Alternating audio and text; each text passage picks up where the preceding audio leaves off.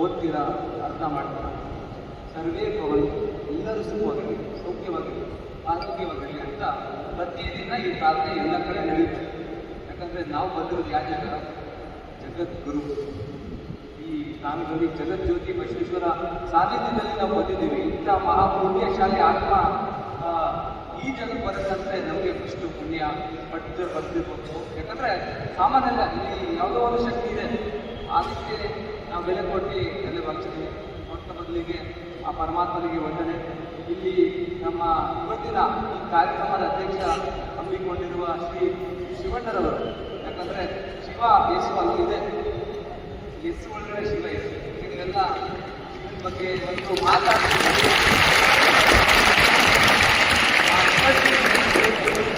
ಪ್ರತಿಯೊಬ್ಬರು ಶಿವನ ದರ್ಶನ ಮಾಡಬೇಕಾದ್ರೆ ಶಿವನಿಗೆ ಇದೆ ಸಾಕು. ಹಂಗೆ ಚಂದ್ರಶೇಖರ್ ಈಗ ಮುಂದೆ ಏನು ಬರ್ತದೆ, ಗ್ರಹಣ ಎಲ್ಲ ಬರ್ತದೆ, ಅದಕ್ಕೆ ದೂರ ಮಾಡಲು ಪೂರ್ತಿಯವರೆಲ್ಲ ಚಂದ್ರಶೇಖರ್ ಕೊಡಿದ್ದಾರೆ. ಮೇನ್ ಮಹಾಯುದ್ಧ ಎಲ್ಲ ಇಲ್ಲಿ ಕೊಡ್ತಾರೆ. ಮತ್ತೆ ನನ್ನ ಕಣ್ಣು ಒಂದು ಕವಚ ಹಾಕೊಂಡು ಸುರಕ್ಷ ಕವಚ.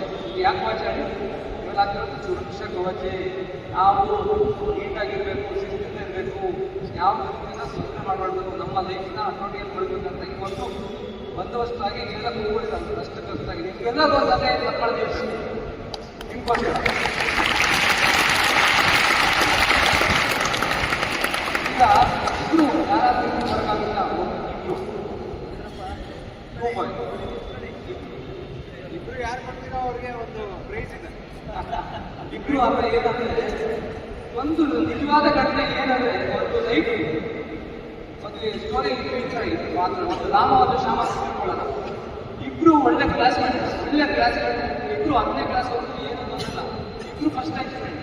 ಇಬ್ರು ಒಳ್ಳೆ ಕಾಲೇಜಿಂದ ಬೇರೆ ಕಾಲೇಜ್ ಹೋಗ್ತಾರೆ. ಒಬ್ರು ಬಿಟ್ಟು ಒಬ್ರು ಇರ್ತಿರ್ಲಿಲ್ಲ.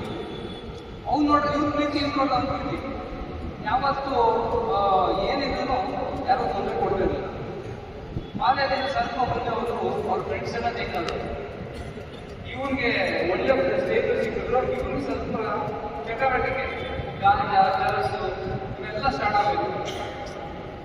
ಮತ್ತೆ ಕೆಟ್ಟ ಅಭ್ಯಾಸ, ಎಲ್ಲ ರೀತಿ ಕೆಟ್ಟ ಅಭ್ಯಾಸ. ಇಬ್ರು ಚೆನ್ನಾಗಿರೋ 10ನೇ ಕ್ಲಾಸ್ 90 ಮಾರ್ಕ್ಸ್.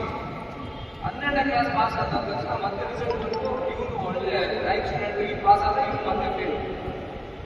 ಮತ್ತೆ ದೂರ ಇನ್ನೂ 10 ವರ್ಷ ಆದ ತಕ್ಷಣ ಇವನ್ನೆಲ್ಲ IAS ಆಫೀಸರ್ ಆಗಿದ್ದ, ಇವನು ಇದು ಹಾಸ್ಪಿಟಲ್.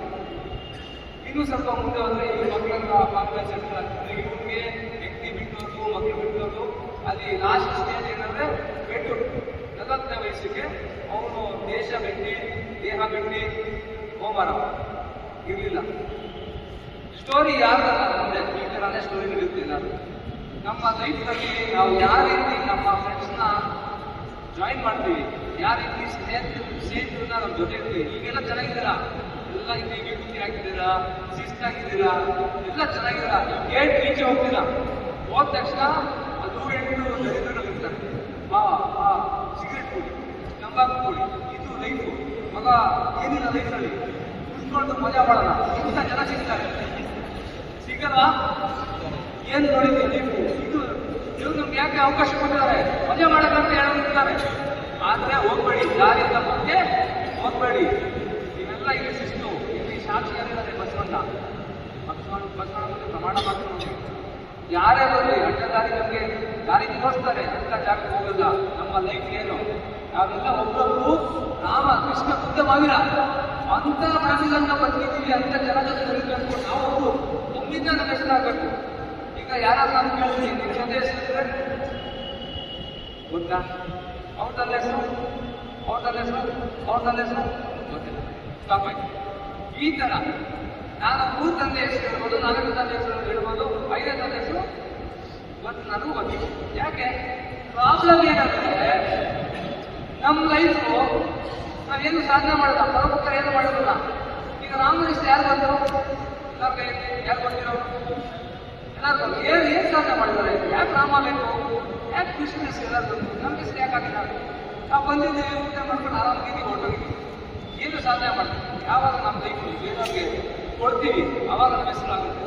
ಚೂರು ಕೊಟ್ಟು ಮಾಡೋದು ಹೆಸರಾಗಲ್ಲ. ಧೀರುಭಾಯಿ ಅಂಬಾನಿ ಬಂದ, ಟಾಟಾ ಪ್ರೈವೇಟ್ ಶ್ರೀಮಂತ ಹೋಗ್ತಾರೆ, ಏನೋ ಶ್ರೀಮಂತ ಇದೆ ಅಂತ ಬಂದ್ರೆ.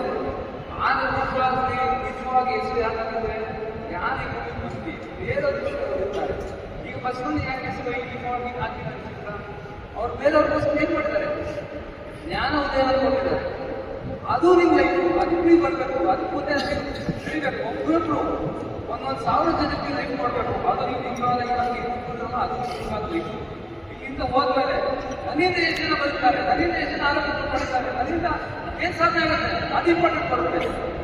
ನಾನು ಹೇಳೋದು ಯಾಕಂದ್ರೆ ಈ ಮಾತು ಯಾರೋ ಒಪ್ಕೊಳ್ಬೋದು, ಆದ್ರೆ 5 ನಿಮಿಷದಲ್ಲಿ ನನ್ನ ಮಾತು ಏನಾದ್ರು ಹೃದಯಕ್ಕೆ ಹೆಚ್ಚಾಗಿದ್ರೆ ದಯವಿಟ್ಟು ತಗೊಳ್ಳಿ. ಯಾಕಂದ್ರೆ ಈ ಮಾತುಗೋಸ್ಕರ ನಮ್ಮ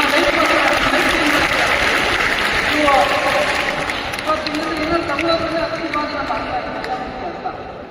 ನಿಮ್ಮ ಹತ್ರ ಒಂದು ನಶೆ ಇರಬೇಕು. ಯಾವ ನಶೆ? ಧರ್ಮದ ನಶೆ ಇರಬೇಕು, ಪ್ರಾಮಾಣಿಕತೆ ನಶೆ ಇರಬೇಕು, ನಿಜವಾದ ಮಾತನ್ನು ನುಡಿಬೇಕು ಅಂತ ನಶೆ ಇರಬೇಕು. ಈ ಕೆಟ್ಟು ಅಭ್ಯಾಸ ಗಾಂಜಾ, ಸರಸು, ಗಾಳಿ, ಸಿಗರೇಟ್, ಬೀಡಿ ಇರೋದ ಅಭ್ಯಾಸ ಕೊಡೋದು.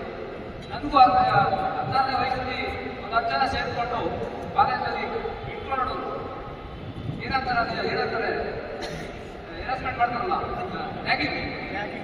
ಅಯ್ಯೋ ಬಿಟ್ಟೇ ಇಲ್ಲ, ಈಗ ಇಟ್ಕೊಂಡು ಕುಡಿದೇಬೇಕು ಅಂತ ಪೂರ ನಾನು ಕುಡಿಯಲ್ಲ ಆಯ್ತಪ್ಪ, ಏನೋ ಒಂದು ಅದು ಬಿಡ್ಬೇಕಂತ ಒಂದ್ಸತಿ ಇಟ್ಕೊಂಡು ಮಾಡ್ಕೊಂಡು ಬಿಸಾಕ್ಬಿಟ್ಟೆ. ಅದೇ ಲಾಸ್ಟ್. ಏನ್ ಮಾಡೋದು? ಬೇರೆ ಪರಿಸ್ಥಿತಿ ಇರಲಿಲ್ಲ. ಆದ್ರೆ ಈ ತರ ಜನ ಬರ್ತಾರೆ. ನಿನ್ನ ಹಾಳು ಮಾಡಕ್ಕೆ 100 ಜನ ಇದ್ದಾರೆ, ಆದ್ರೆ ಒಳ್ಳೆ ವ್ಯಕ್ತಿ ಆಗಕ್ಕೆ ಒಬ್ಬರಿಲ್ಲ. ಒಳ್ಳೇದಾಗಕ್ಕೆ ಎಷ್ಟು ಜನ ಬಯಸ್ತಾರೆ? ನೀವೇ ಬರ್ಬೇಕು. ಈ ಕನ್ನಡದಲ್ಲಿ ನೀವೇ ನೋಡ್ಬೇಕು, ನಾನೇ ರಾಜ ಅಂತ. ಯಾವಾಗ ತಮ್ಮನೇ ನಾವು ಒಳ್ಳೆ ವ್ಯಕ್ತಿ ನನ್ನಿಂದ 100 ಜನ ಬದುಕ್ತಾರೆ ಅಂತ ಯೋಚನೆ ಮಾಡ್ತಾರೆ, ಅವತ್ತು ನಿಮ್ಮ ಸಿದ್ಧತೆ ಆಗುತ್ತೆ. ಮಾತಾಡಕ್ಕೆ 1 ಅವರ್ ಇದೆ, ಆದ್ರೆ ನೀವು ಊಟ ಮಾಡಿಸ್ಬೇಕು ತೆಗಿದೆಯಲ್ಲ. ಅದಕ್ಕೆ ಲಾಸ್ಟ್ ಸ್ಟೇಜ್ खुद की खोज निकल किस लिए तलाश है, चल तेरे बदल की समय को भी तलाश है, समय को भी तलाश है।